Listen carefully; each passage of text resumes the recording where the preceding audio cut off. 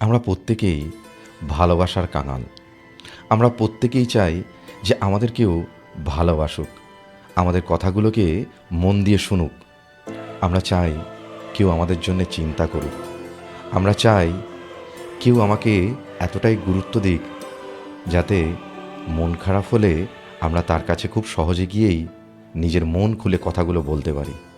এই চাওয়া, এই আশাগুলো আমাদের মধ্যে এমনভাবে লুকিয়ে আছে, আমরা কখনো কখনো একটু কারোর ভালোবাসা পেলে বা একটু কারোর কেয়ারিং পেলে খুব সহজেই দুর্বল হয়ে পড়ি। আর তখন আমরা কি করি বলুন তো? তখন নিজেদের পছন্দগুলো বা নিজেদের চাওয়া পাওয়াগুলো আমরা খুব সহজেই ভুলে যাই। আমরা যে মানুষটা আমাদের কেয়ার করে বা ভালোবাসে বা একটু ভালোবাসা দেখায়, আমরা দুর্বল হয়ে গিয়ে তার কথা মতোই চলতে থাকি। সে যেটা বলে আমরা সেটাকেই বিশ্বাস করি, সে যেটা বোঝাতে চায় আমরা সেভাবেই বুঝি। নিজের ভিতরের যে আমাদের ইচ্ছা, ভালো লাগা বা খারাপ লাগা, এগুলোকে আমরা প্রকাশ করতেই ভুলে যাই। আমরা ভাবি এই মানুষটা যখন আমার কথা একটু গুরুত্ব দিচ্ছে, এই মানুষটা যখন আমাকে মনে হয় একটু ভালোবাসছে, এই মানুষটা যখন দেখছি আমাকে একটু কেয়ার করছে, তাহলে নিজের চাওয়া পাওয়াগুলোকে না একটু দূরে সরিয়ে রাখি না, অসুবিধাটা কোথায়? আমরা তাই করি। কিন্তু আলটিমেটলি বেশিরভাগ ক্ষেত্রেই আমাদের মোহভঙ্গ হয়। কেন জানেন তো? আসল সত্যটা এটা, অন্যের চোখে ভালো সাজতে গিয়ে নিজের ভালো লাগাগুলোকে সবসময় বিসর্জন দিতে নেই। এটাই আমরা বুঝি না। আর বুঝি না বলেই আমাদের প্রচুর কষ্ট পেতে হয়। তো আমরা এই ভিডিওতে আজকে এটা দেখব যে মানুষ কিভাবে নিজের ভালো লাগাগুলোকে বিসর্জন দিচ্ছে শুধুমাত্র অন্যের চোখে ভালো সাজতে গিয়ে, এবং কষ্ট পাচ্ছে। আমি আজকে বলবো এখান থেকে বেরোনোর উপায়টা কী। ভিডিও শুরু করার আগে অবশ্যই বলবো, যদি ভালো লাগে লাইক করবেন, শেয়ার করবেন, আর অবশ্যই কমেন্ট করে জানাবেন। চ্যানেলটাকে সাবস্ক্রাইব করুন, আর পাশে থাকা বেল আইকনটাকে অবশ্যই প্রেস করে দিন নতুন ভিডিও নোটিফিকেশানের জন্য। আমরা যতই প্রতিষ্ঠিত হই জীবনে, বা আমরা যতই অর্থ উপার্জন করি জীবনে, একটা সময় পরে আমাদের প্রত্যেকেরই মনে হয় আমি যদি কারোর কাছে একটু ভালো হতে পারতাম, কেউ যদি আমায় একটু ভালো কথা বলতো, আমায় যদি কেউ বলতো না তুমি খুব ভালো, বা কেউ যদি আমায় ভালো চোখে দেখতো, একটু যদি কারোর ভালোবাসা পেতাম, একটু যদি কারোর কেয়ার পেতাম, তাহলে জীবনটা আমার ধন্য হয়ে যেত। সামান্য কোনো ভালো কিছু আমাদের সাথে কেউ যদি করে, আমরা খুব সহজেই তার প্রতি দুর্বল হয়ে যাই। কিন্তু এই দুর্বলতাগুলোকে সামনের মানুষটা সত্যি সত্যিই বুঝবে, না সেই দুর্বলতাটাকেই আমার বিরুদ্ধে ব্যবহার করবে, এটা আমরা তখন চিন্তা করি না।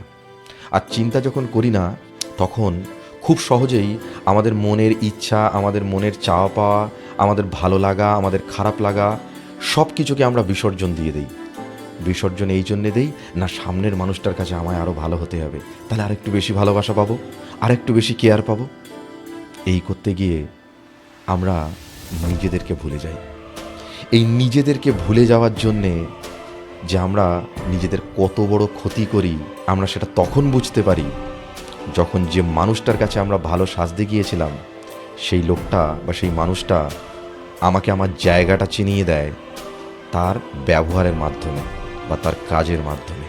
অনেকে আবার আছে সামনের মানুষটার কাছ থেকে বারবার ধাক্কা খাওয়ার পরেও, আঘাত পাওয়ার পরেও সেখানেই ফিরে যায়।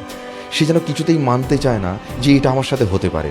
আমি আরেকটু ভালো হওয়ার চেষ্টা করি, আমি আরও একটু নিজের সমস্ত ইচ্ছা, পছন্দ অপছন্দগুলোকে ত্যাগ করে সে যেটা বলছে সেগুলোকে করার চেষ্টা করি, যদি সে আমায় আরও একটু ভালোবাসে। এই করতে গিয়ে আমরা নিজেদের সব কিছু শেষ করে ফেলি। আমি বলছি না যে সবাই একরকম, কিন্তু সেটা খুবই ব্যতিক্রমী, খুব সামান্য পরিমাণ। আমরা কারোর জন্য কিছু করলাম এবং সে সেটা বুঝে আমাদের সাথে সেইভাবেই ব্যবহার করলো, মন থেকেই করলো। এরকম মানুষের সংখ্যা খুবই কম, বা এরকম ঘটনা খুবই কমই দেখা যায়। যেটা ম্যাক্সিমাম ক্ষেত্রেই দেখা যায় যে মানুষের মোহভঙ্গ হয়। আমাদের মোহভঙ্গ হয় এই জায়গায় দাঁড়িয়ে যে আমরা যা কিছু করেছি তার বিনিময়ে আমরা কি পেয়েছি। এর জন্য আমাদের কি করা উচিত জানেন? এটা বলা উচিত না, কেননা সম্পর্ক, ভালোবাসা এইভাবে হয় না, এত প্র্যাকটিক্যালি হয় না।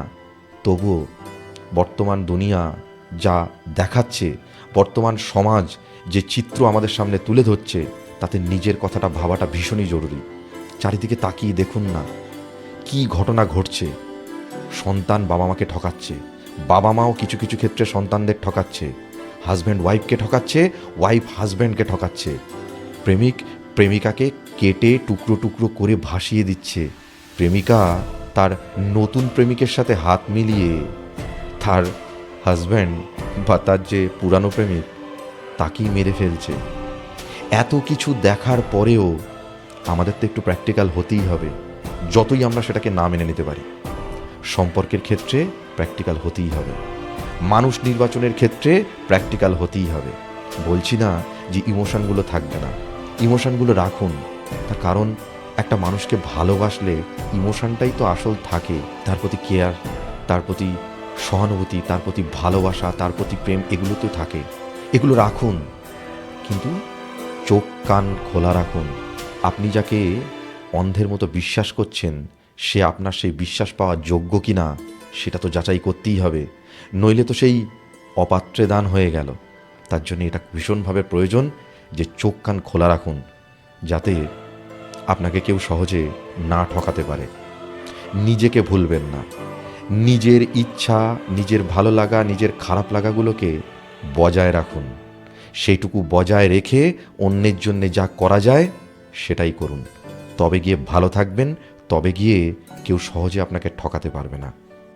যাই হোক, বক্তব্যগুলো কেমন লাগলো কমেন্ট করে অবশ্যই জানান। ভালো লাগলে লাইক করুন, শেয়ার করুন, আর অবশ্যই চ্যানেলটাকে সাবস্ক্রাইব করুন। পাশে থাকা বেল আইকনটাকে অবশ্যই প্রেস করে দিন, যাতে নতুন ভিডিও নোটিফিকেশান আপনাদের কাছে পৌঁছে যায়। আজকের মতো বিদায় নিচ্ছি, দেখা হবে নতুন কোনো ভিডিও নিয়ে। সবাই সুস্থ থাকবেন, ভালো থাকবেন। নমস্কার।